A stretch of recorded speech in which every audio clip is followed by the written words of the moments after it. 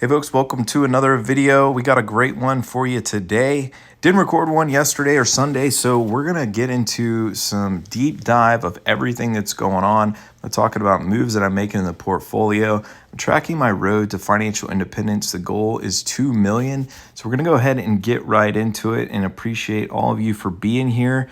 We're in like the second week, day 16, let's call it, on the channel. So appreciate all of your support, and we're at 28 subs. So definitely a big shout out to you all there who come in every single video and leave likes and comments and have subscribed. Appreciate you all. So let's go ahead and get into it. What did we miss? Well, obviously we saw over the weekend that there is, and this is something I've been talking about for a long time, another rug pull, a tit for tat, another escalation and then turning into a de-escalation with the war over in Iran and oil.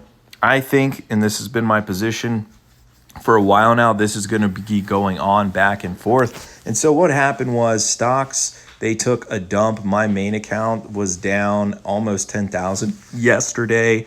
Stocks really pulled back on this news. There's going to be probably a bigger announcement about what's happening on Thursday when Trump addresses the nation. In the meantime, he had sent some information over to Congress saying that, make a long story short, there's going to be an escalation in the war. I don't think this is going to amount to anything. I think this is going to be the whole spin cycle of, all right, so there's going to be a big hit. We're going to hit them hard tonight. And then we've got a plan for peace. I think we can have peace. And I think by Friday, we're going to see that materialize, which, by the way, the market didn't even care about that at all. So I went ahead and took advantage of the dip yesterday, and I had a ton of buys. I'm buying growth ETFs like VUG from Vanguard. I'm also buying precious metals every single week like platinum, physical gold, and silver. I'm buying bonds, and I'm buying the VTI with the total market. QQQM, love that ETF. Small cap value and SCHD. I had some bigger buys I'll show you here in a minute, but basically just continuing to pick up my whole portfolio and buy every single week, and especially on the dips. I still have about $5,000 or $6,000 of powder in the brokerage account, which I've been talking about for a long time. Building up the brokerage is the key, the next step in milestone for reaching fire. So gonna get to that in 1 second. But let's talk about something else. Why did stocks rally today? Because inflation came in much lower than expected. And this is very good news, actually. I was 50-50 to see how long the inflation from gasoline we would see, from oil, from the things in Iran would linger. And what we're seeing is that it's pulled back. Obviously, for the CPI, most of it was gasoline and energy. And so we saw the biggest decline month over month on inflation since COVID. And that's simply because oil whipped back down to $65 a barrel. I know it's been back up over the last couple of days, but this is data from June. And so this is a good thing. We are seeing a pullback in inflation. And I called this a few weeks ago. I said, I do not believe we're going to have interest rate hikes this year. I don't believe it. I think we're actually going to see interest rate cuts. And so if this materializes, we see continued inflation pullback, we're not going to have interest rate hikes. So listen up. It is not a great time to buy IBM. Side notes, IBM stock dropped 15% on earnings miss. Thank you, Jim Cramer. But anyways, I did buy VTI yesterday on the dip. I bought 2,000 of VTI and building out that portfolio and account. And here's what it looks like. I've been working on how I want this to be balanced out, and I'm not quite there yet where I want to be, but I want to have a growth sleeve of 40%, and I want to have a AI sleeve of 5%. In the growth sleeve, I have the megas, NVIDIA, Amazon, Google, Microsoft, which, by the way, we're seeing historic prices with Microsoft right now. I've been buying Microsoft. Meta, Apple. I don't have Tesla on here, but I do want to have SpaceX and Tesla in here included. And then all of the semis at 5%. If you work your way down counterclockwise, the dividend sleeve. Those are dividend growth companies, SCHD, dividend ETF. The income sleeve, 5%. I've also added this for SPY-I, QQQI, and for the high yield dividends. The international sleeve for diversification. I have the Vanguard ETF, but I also like the emerging market one, and I'm adding two. And then the commodities for VDE and Gunner. And we're going to come in at 5% for commodities. Obviously, we live in a macro inflationary context, so we want to have commodities. We have things like instability in Iran with oil shooting up and down. It's good to have the commodities. I bought some more VDE today, actually, on the dip. And then the precious metals, physical gold, silver, platinum. That's not the right ticker for silver. I'm actually buying a silver miner and the precious metals.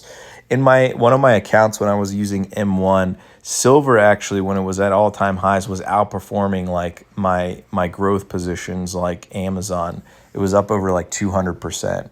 So it's good to have that in the portfolio. A little bit of a real estate sleeve for VNQ. I don't think it's going to be 2%, but then Bitcoin coming in at around 8%. I go back and forth on making this 10%, and then Shy and Bill for just, having some powder on the side.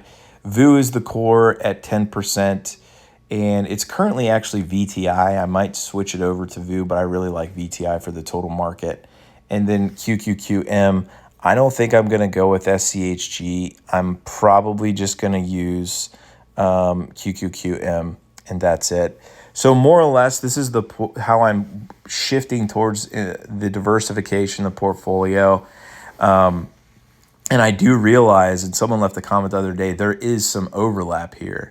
But this is more complex than just, VU or SPY with the Mag 7 attached to it. It's more than that. We have the growth dividend stocks. We've got the dividend income sleeve. We've got the AI sleeve. So there's lots of diversification here that is a little more complex. And yes, there is overlap. Obviously, the individual growth stocks are also in QQQM and VU at different weights. But the reason why I have them in individual stocks at 25% for growth is because I want more exposure to them. I don't quite have this balance set up completely in the brokerage yet. It's going to take me a little bit of time to set it up and to get it there. And M1, I could just set it and rebalance and be done. But I have a little bit of a harder time in Fidelity in doing it, mostly because you have to buy and sell a lot individually on each individual position. That's one of the trade-offs with Fidelity. I recently moved everything over into Fidelity from Robinhood and M1, and I am liking having everything in one place since I already had accounts in Fidelity, and it's very secure and it's very good for support. But there are trade-offs where M1 could do some better rebalancing, and there's trade-offs with it. So anyways, that's what I'm headed towards. July, I've been saying this for a while, is obviously historically a bullish month. So I think we're going to see a great run. Earnings season is kicked off. July is going to be a bullish month in my opinion. So continue to see the portfolio go up in July, which we've had a great run. June was a little bit flat, but coming off of the March lows, we've really taken off in the portfolio. But I want to talk just for a second about real estate because I am eyeing real estate. I've been in a little bit of dilemma I've paid off my current house, and I'm not sure if I want to buy another house yet. I've been looking at real estate for a long time, and it's just the prices are so dang high since 2021, 2022. We have seen a pullback. I'm not sure if this chart really represents the pullback I've seen in my area. I'd be interested to hear what's going on in your area in the comments. But prices here, we're seeing houses sell lower than the list, but they're still really high. A house that I think, I drove by one over the weekend. It is a nice neighborhood, golf course community, brick house. Before COVID, it's a $450,000 house. Now they're listing it for $790,000, and that's just the world we live in. It's unaffordable to be buying houses at these prices with interest rates at 5.5%, 6.5%. And so for me, having paid off my current house and picking up a second house to upgrade, rent out this one, the numbers just don't make sense. I can just, continue to have a paid off house, and then take that capital otherwise and invest in the stock market and make a higher return. So I'm just not quite prepared to pull the trigger on it. I don't know what's going to happen with the housing market. It seems like it's going to roll over and continue to decline, at least for the short term. So we will have to wait and see. Hopefully it doesn't pull off completely. I don't know how this picture got in there. This may have been related to Jim Cramer's call on IBM. But at any rate, folks, appreciate you out there. Wanted to make a video today, and since we hadn't had one in a couple of days. If you like this content, feel free to stick around, subscribe, throw a like, leave a comment, let me know what you think, and we'll see you in the next one. Thanks so much.